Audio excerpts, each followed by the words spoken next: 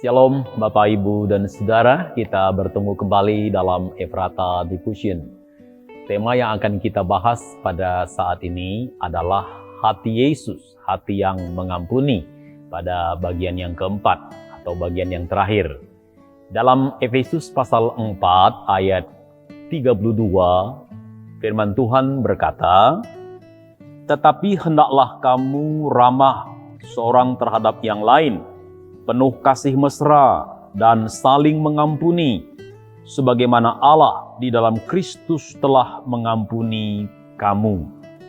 Melalui firman Tuhan ini, kita diperintahkan untuk saling mengampuni, sebagaimana Allah di dalam Yesus Kristus telah mengampuni kita.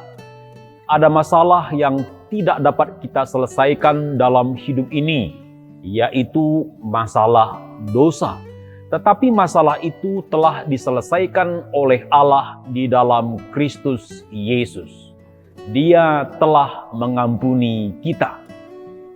Hal ini memungkinkan kita untuk menyelesaikan masalah yang kita hadapi dengan sesama, yaitu saling mengampuni.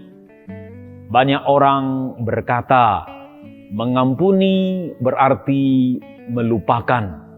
Kalimat ini sering dikutip dalam menyelesaikan masalah atau dalam berdamai.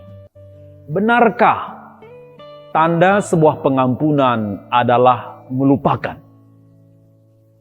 Seorang wanita bertutur, sulit baginya melupakan peristiwa yang dia alami ketika dia diperkosa seorang pria yang memperlakukannya begitu kasar. Dia marah, dia trauma, dia ingin memberontak, tapi tidak berdaya.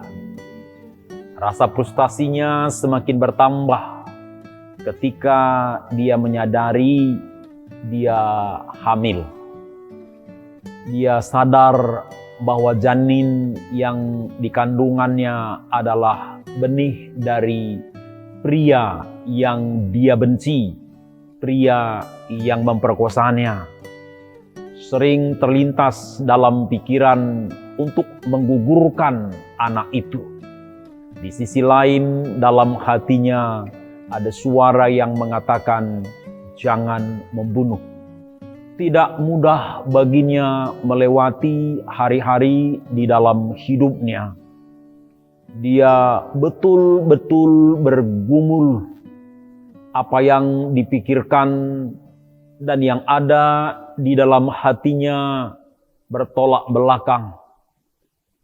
Melalui konseling yang dia terima, lambat laun dia mengalami pemulihan. Dia mencoba berdamai dengan keadaan, berdamai dengan penderitaan yang dia alami. Dia belajar mengampuni orang yang telah menghancurkan hidupnya. Dia tidak lagi terikat dengan kemarahan dan pemberontakan, bahkan mulai berbagi kepada sesama dalam komunitasnya tentang apa yang dia alami. Dia pun sadar bahwa tidak ada anak yang haram, yang ada adalah perbuatan yang haram.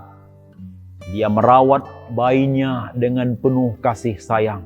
Bapak, Ibu, dan Saudara, coba kita berpikir sejenak. Mungkinkah wanita ini lupa akan peristiwa yang dia alami? Rasanya mustahil melupakan peristiwa itu. Dari sini kita belajar, mengampuni bukan berarti harus melupakan. Tetapi mengampuni berarti tidak lagi dibelenggu oleh peristiwa yang menyakitkan yang pernah kita alami. Tidak lagi ada rasa sakit di hati bila mengingat kejadian itu. Tidak lagi menyimpan kebencian. Mungkin kita pernah terluka, rasanya sakit sekali, apalagi kalau luka itu dalam sekali. Tapi kalau lukanya sudah sembuh, rasa sakitnya akan hilang. Namun bekas luka itu masih ada. Ada orang yang berkata telah mengampuni, tapi kalau bertemu berusaha menghindar, memilih tidak cakapan, dan lain-lain. Apakah ini yang namanya mengampuni? Mengampuni bukan hanya dalam hati, tetapi memperbaiki relasi. Relasi yang telah putus terhubung kembali. Komunikasi yang putus terhubung kembali. Ingat, mengampuni bukan hanya dalam hati, tapi memperbaiki relasi. Tuhan Yesus memberkati.